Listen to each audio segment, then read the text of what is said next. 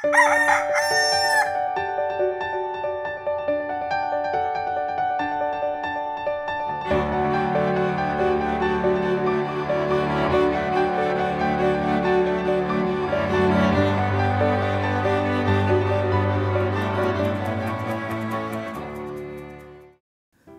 umaga po mga kaibigan.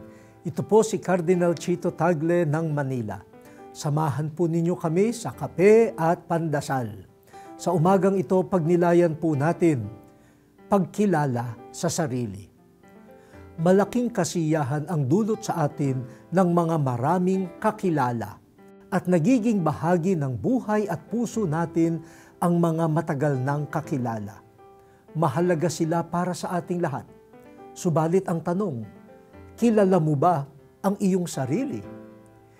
Isa sa pinakamahirap kilalanin ay ang pinakamalapit na tao sa atin, ang ating sarili. Madali kasing magtago, magkunwari at magwalang bahala sa sarili natin.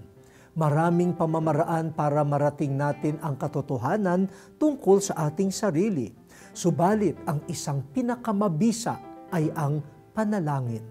Sa ating pakikinig sa Diyos, sa ating kabukasan sa udyok ng Espiritu Santo. Walang higit na nakakakilala sa atin, kundi ang Diyos na lumikha at nagligtas sa atin. Sa harapan niya, wala tayong maitatago at walang dapat ikatakot. Mas totoo tayo sa Diyos, matatagpuan natin ang tunay nating sarili.